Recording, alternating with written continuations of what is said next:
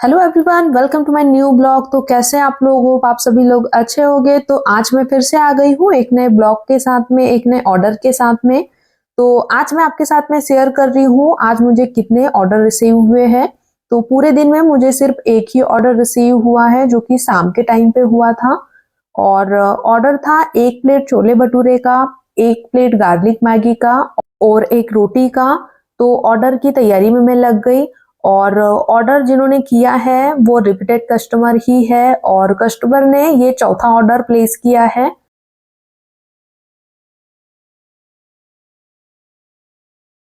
तो सबसे पहले मैं छोले बनाऊंगी क्योंकि छोले जल्दी बन के रेडी हो जाते हैं और उसके बाद मैं मैगी और भटूरे बनाऊंगी।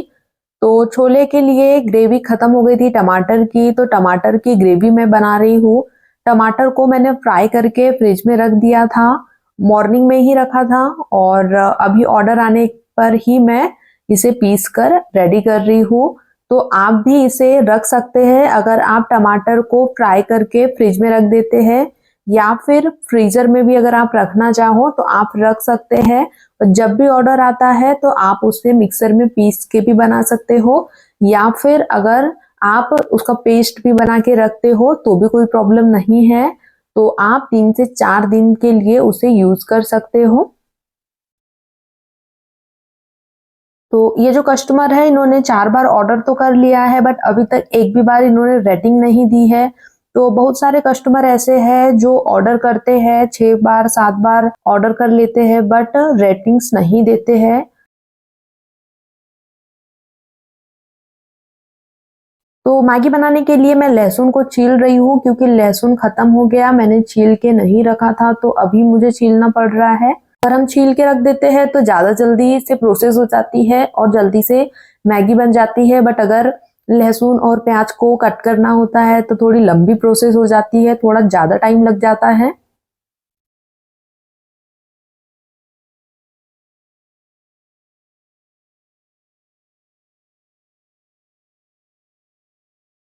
तो अगर आप भी क्लाउड किचन ओपन करना चाहते हैं और काफ़ी सारे आइटम आप रखते हैं तो आपको ध्यान रखना होगा कि आपको सारी चीज़ें पहले से प्रिपेयर करके रखना होगा।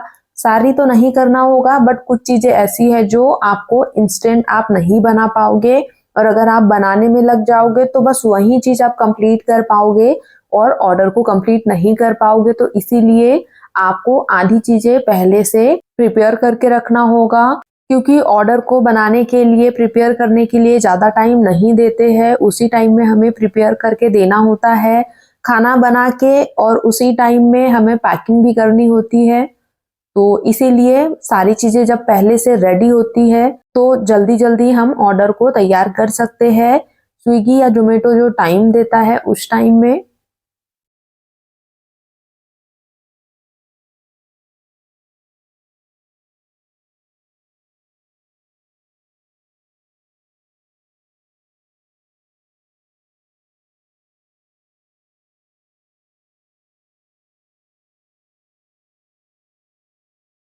दूसरी गैस पे मैंने गार्लिक मैगी बनाना स्टार्ट कर दिया है। लहसुन और प्याज मैंने डाल दिया है ऑयल में।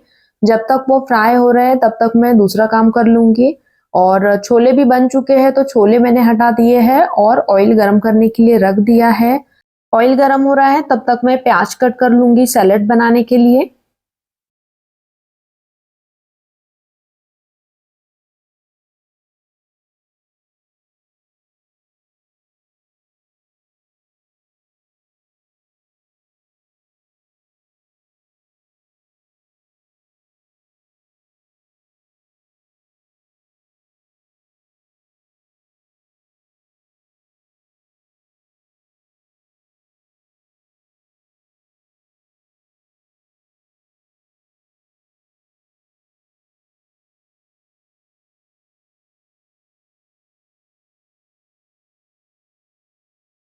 आप भी स्टार्ट करना चाहते हैं क्लाउड किचन तो आपको भी सारी चीजें मैनेज करना होगा, साथ ही में घर का भी खाना बनाना होगा।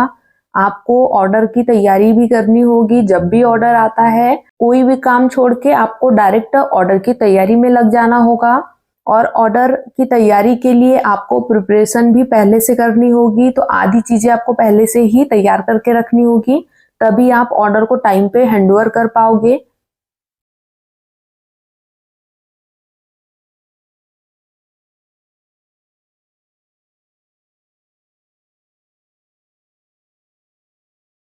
तो मुझे आज एक कमेंट रिसीव हुआ था, वो जानना चाह रहे थे कि स्विगी या ज़ोमैटो कौन सबसे बेस्ट है।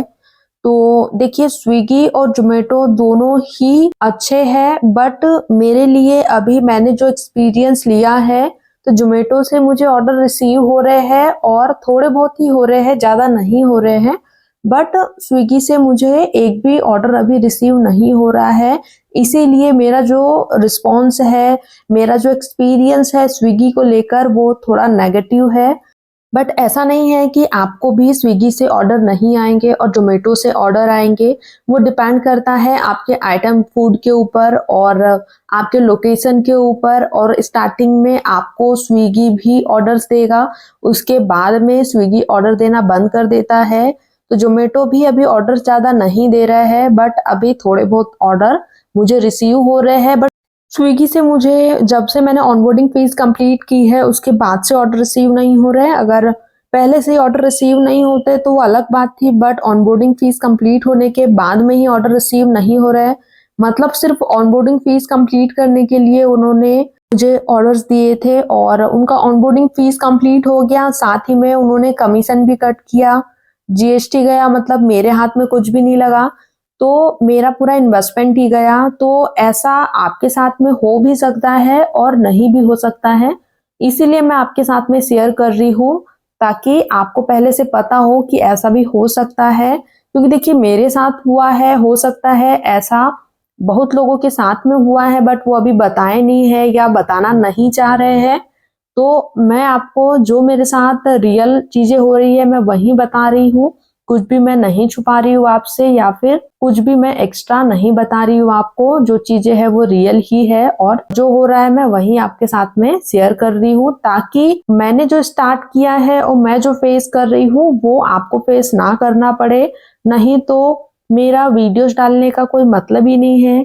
अगर मैं आपको जो मेरे साथ घटनाएँ घट रही है, या जो एक्सपीरियंस या जो अनुभव मुझे हो रहा है, क्या गलतियाँ मैं कर रही हूँ, या फिर क्या मुझे रिसीव हो रहा है रिस्पॉन्स, अगर वो आपके साथ में मैं शेयर नहीं करूँगी, तो उससे आप जान नहीं पाएँगे कि आपके साथ में क्या हो सकता है।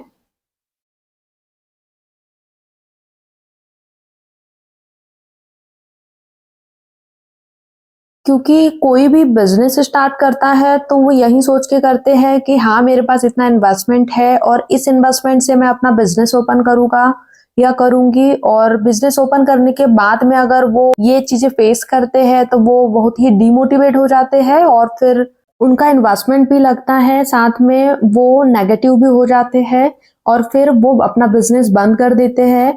तो उनको पहले से अगर आइडिया रहेगा कि ऐसा हो सकता है, तो वो ज़्यादा इन्वेस्टमेंट रखेंगे अपने पास में, या फिर उसको उस तरीके से लेंगे कि हाँ, ऐसी सिचुएशन भी आ सकती है। तो सारी जानकारी होने के बाद में वो बिज़नेस स्टार्ट करेंगे, तो वो उनको अगर नुकसान भी होता है तो नुकसान झेलने की क्षमता उनमें रहेगी, और उनको आइडिया रहेगा कि ऐसा हो सकता है, तो वो पहले से प्रिपेयर रहेंगे।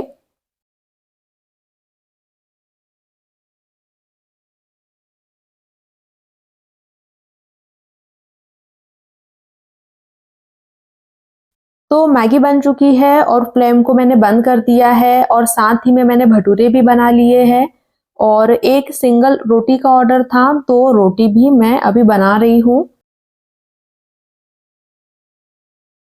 तो पैकिंग करते टाइम पे भटूरे का जो पैकेजिंग बैग है वो फट गया था, तो इसीलिए मैं दूसरा ले आई हूँ, और इसमें मैं अब भटूरे और रोटी दोनों ही रखूँगी।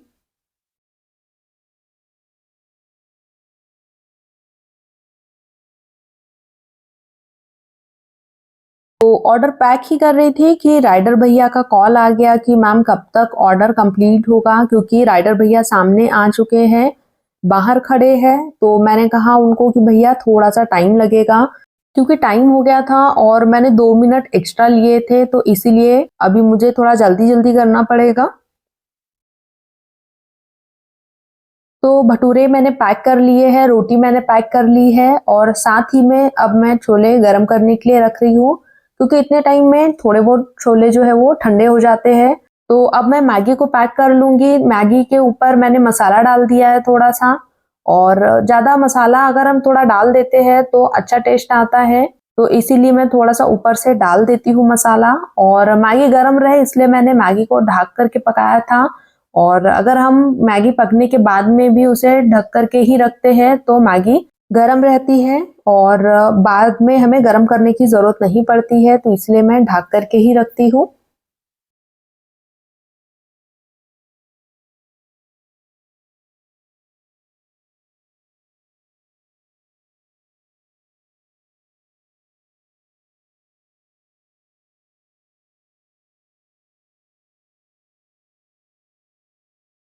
तो मैगी मैंने पैक कर ली है और अब मैं छोले भी पैक कर रही हूँ, क्योंकि टाइम एक्स्ट्रा मैंने लिया था, ज़्यादा टाइम हो गया है तो इसीलिए थोड़ा जल्दी-जल्दी करना होता है।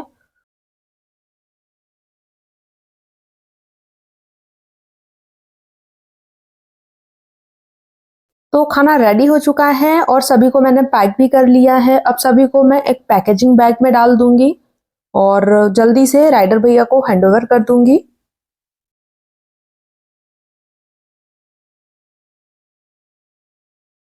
अगर आपको मेरे वीडियोस अच्छे लगते हैं तो प्लीज़ आप वीडियो को लाइक एंड शेयर ज़रूर करें, चैनल को सब्सक्राइब करें और बेल आइकन को ज़रूर दबाएं ताकि आने वाले वीडियोस के नोटिफिकेशन आप तक आए और वीडियोस को आप देख पाएँ।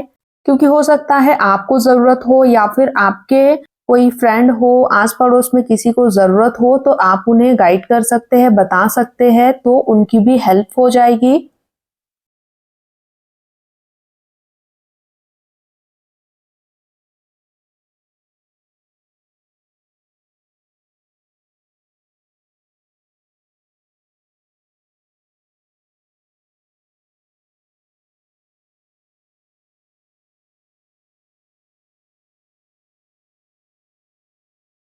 तो ऑर्डर को मैंने अच्छे से पैक कर लिया है, ज़ोमैटो का मैंने टेप भी लगा दिया है और अब मैं राइडर भैया को ऑर्डर हैंडओवर करने जा रही हूँ। तो राइडर भैया एकदम जस्ट गेट के आगे ही खड़े थे। तो ये पहले राइडर भैया है जो सही जगह पे आए हैं, एकदम परफेक्ट लोकेशन पे आए हैं। तो मिलते हैं आपसे नेक्स्ट वीडियो में नए ब्लॉग, नए ऑर्डर के साथ में। तब तक के लिए bye. Thank you for watching. Take care.